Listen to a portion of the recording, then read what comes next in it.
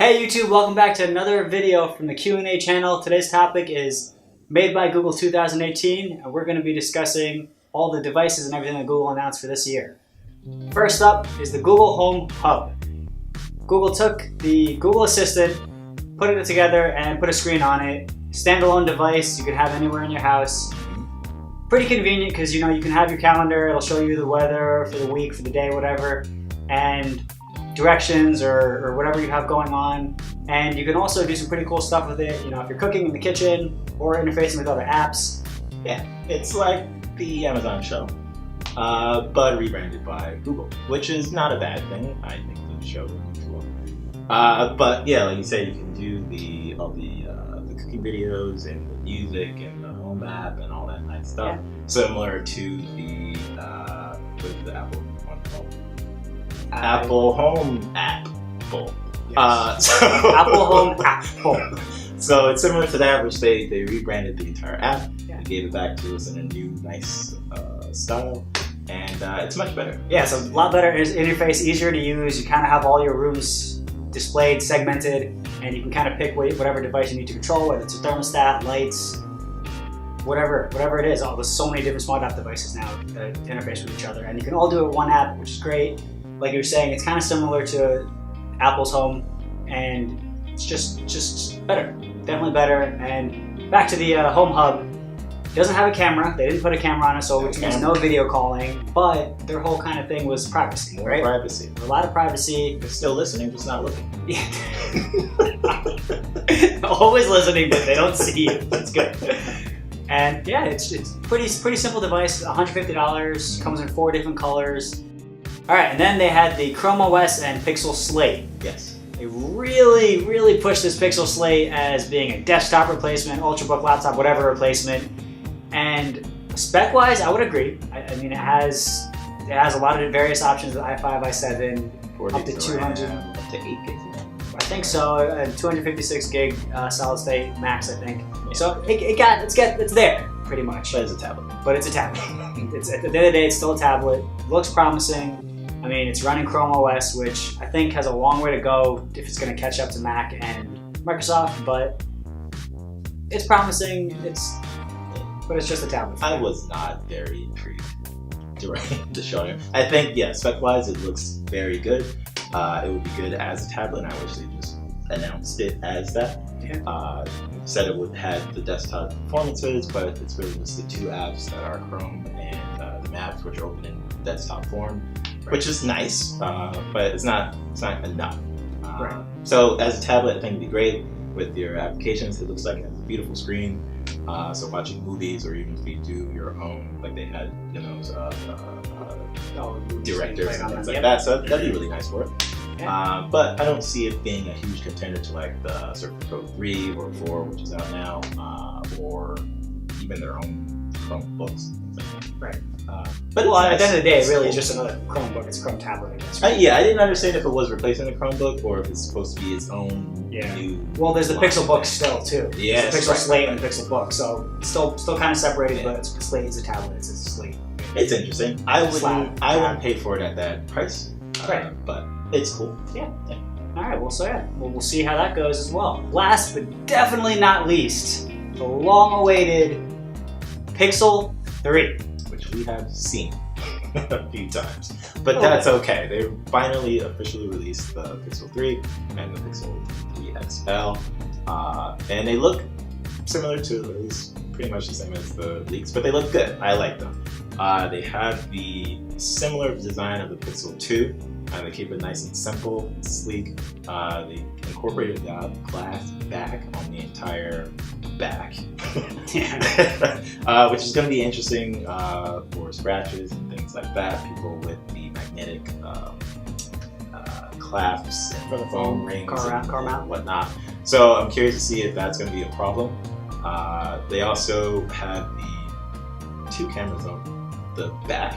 No, the 2 cameras on the front, 1 camera on the back, and they have 2 front-facing speakers, just as they did before, which is supposed to be 40% louder. And that's probably why they have the almighty notch So they showed off the notch. They didn't pay too much attention to it on the presentations because they didn't want to draw attention to it, obviously. But they showed the notch, and it doesn't look too bad in my personal opinion.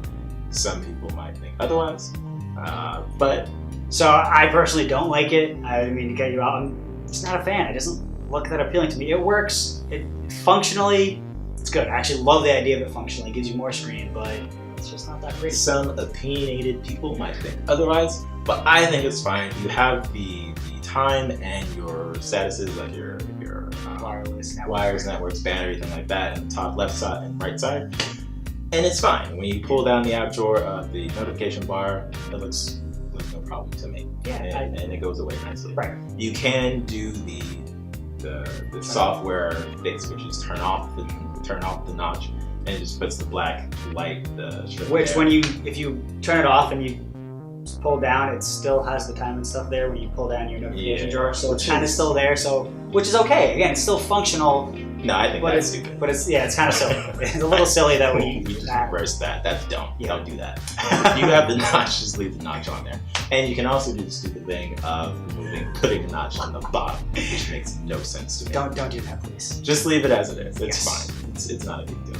Yeah. So that's pretty much the design. Spec-wise, they didn't really talk about it at the event, but it's got the Snapdragon 845, which is the newest Snapdragon. Still not as powerful as the A12 chip that's in the new iPhone, but it should work. The old Pixels didn't have any issues with the processor with the older Snapdragon, so I'm not expecting too much from it. Going along with that, 4 gigabytes of RAM, which kind of low for what everyone's expecting on a new flagship phone. But again, it should suffice. We'll see how it holds up over time with the lower RAM and any new apps and games and stuff that come out. Yeah. But comes in 2 different options for space, 64 gigabytes and 128 gigs. I was actually kind of expecting them to go the higher end this time, but to what? Well, so the iPhone, you can get the 256. Why would you do that? I don't know. Some people have a lot of photos and videos. Maybe you do a lot of 4K Get a videos. terabyte, whatever. Hey man, to each their own, right? I personally ordered the 128 gig, so because I like the extra space. I like having my photos local, but you can do unlimited photo storage. That's still here to stay. Full resolution, which is pretty awesome. They have obviously there's 2 battery size differences, and both OLED displays, great resolution. Cut back to the battery, so it's about a 500 milliamp hour difference between the regular Pixel 3 and the Pixel 3 XL, which I believe you own. That's why I got that one. Because the Pixel 2, I had a normal Pixel 2, and that was running out of battery like halfway through the day now. I don't know if that has to do something with the Android Pie as well. I feel like it is. But yeah, I did get the Pixel 3 XL. Right. Cool. So in talking about battery size, one great feature, which I know you're excited for, I don't really care for too much, is wireless charging. Yes. Finally, Google. Been waiting a while for that one. I know a lot of people are. Again, I haven't used it really that much, although I feel like I would use it a lot more if I had an interface in my car where I mount it for navigation and stuff, and it's just charging wireless. It just looks nice on the stand. Yes, and they did. They released the Pixel 3 stand, which is a really cool stand, and when it goes into that mode and charging, you have easier to read displays and stuff while it's charging. So that's a nice feature to it. It looks really aesthetically pleasing. Yeah, pretty nice. So it's pretty cool. And then next up, the camera. Pixel phones are known for their cameras. They're great cameras. They've always been good. And this year, it looks like, I don't know, if they kind of kept a lot of things similar. The back camera is 12.3 megapixels, but the front, they have 2 cameras, and it's both they're 8 megapixels, but you have a narrow field of view and a wide field of view. That wide one's going to give you 184% more view, which I was so when I saw that spec, I was like, oh, it can't be that much more. But then I got to actually look at it in person, and I was just like, wow, that's a pretty good difference. And me personally, especially because I have long arms and because I have a Pixel phone, always got pegged as the person taking the selfies for group selfies, so it's just going to help me more. It's going to bump me up to like 200%. Exactly. With your arms. Although I did notice, yeah, exactly, basically. I did notice that you get a little distortion, but it's a wide field of view. That's normal. It's to be expected. I think you hold it out. I held it out further distance and able to see everybody around me, and it was good. And with the camera, they also came out with some new software for it, which is Top Shot, which I guess we kind of had that. Yeah, the Pixel 2 pretty much had. I don't know if the Pixel 1 had at the time, but the Pixel 2 did have where you do the burst shots, and it'll suggest the top. At least when I had it suggested the top 8 shots. I don't know if it varies depending on how many good shots there are. True. But I guess they're actually trying to emphasize that. Yeah. So they're emphasizing it also as and branding it, but they're also emphasizing the fact that you can kind of pick, and it'll pick for you. It'll see who's not blurry, who's not blinking, who's smiling, looking at the camera in focus, and kind of suggest that and let you pick based on that. Then it also has super res zoom, another software thing. So instead of second telephoto lens in the back like a lot of manufacturers are doing, it's pretty much just interpolating the pixels when you zoom in to zoom in, and then kind of the idea is to give you the same resolution as if you were optically zooming. Which, optical zoom is obviously better, but we'll see what Google can do. I mean, they've impressed us in the past. Heavily using the burst technology, the burst shot technology to compile all these images. Yeah, it gives you a lot more data and algorithm stuff to interpolate to add more to that too. Yeah. Finally, we have Night Shot, which is going to come to all the Pixel phones soon as well, but they showed us a great example that I'm not sure I believe, a little skeptical on that one, of the XS and the iPhone XS and the Pixel 3 night sight, and it was literally a night and day difference. Yes. Like, it looked like the iPhone was taken at night and the Pixel was taken during the day. The same people, same background. Little skeptical on that. Thankfully, we'll have all the phones, so we can do a really good comparison for you guys and kind of show you, how all the flagships are comparing, and if night sight is really what it says, what they say it is. It's because Pixel 3 is generations ahead. Yeah, they've emphasized generations ahead of all of them. Honestly, I personally think all the cameras in the smartphones these days are really good. It's really hard to compare. It's kind of just your preference. So we'll see. And then some other features, software features built into the phone and hardware. So you had this in the Pixel 2Q, the squeeze. The Active Edge. Yes. Right. I used it maybe 4 times last year. 4 times. You squeeze it and it activates the Google Assistant. It's cool. It's nice for some home automation kind of things. But yeah, bring that to Pixel 3. Same features. I assume it's going to have the same sort of customization. You can change the front. I doubt there's going to be much added to that. Yeah, but it's really nice. But new feature I'm really personally excited about is call screen. Call screen. So this pretty much, it's kind of like a live voicemail assistant type deal where you get an incoming call. If you can't answer or don't want to answer it, you can forward it to the assistant and it'll answer your call for you. It'll tell the person that, hey, I'm answering on behalf of this person. They'll get a live view of what you say. What do you want to say, kind of thing. And so that's really cool, especially with telemarketers, because you just don't need to deal with it. It's Look great. out, Mom. I'm not answering. Because I don't know about you, but a lot of times I get these phone calls and I don't know the number, but I'm like, well, what if it's something important? So I want to answer, and then I just get annoyed because I answer and it's a telemarketer. So this is going to be good. I'm really excited for that. And Duplex. I'm really intrigued for Duplex. So Duplex is going to make reservations for you, dinner reservations. Yeah, I don't know too much. I think it was a separate thing and they're incorporating. I don't know if it's Duplex's own application.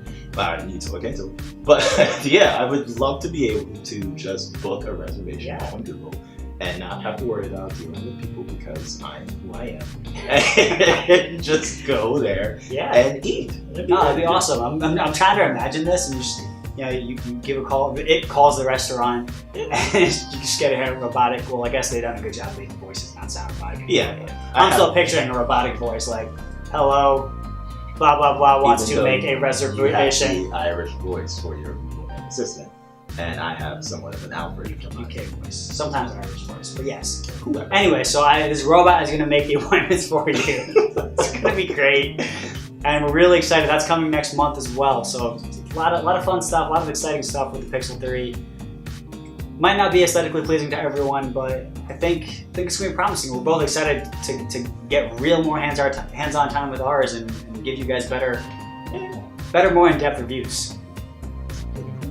Yeah, me too. All right, so those were our thoughts on the Made by Google 2018 presentation. We hope you guys enjoyed. Please feel free to leave Q&As of your own in the comments below. Don't forget to like and subscribe. Till next time, YouTube.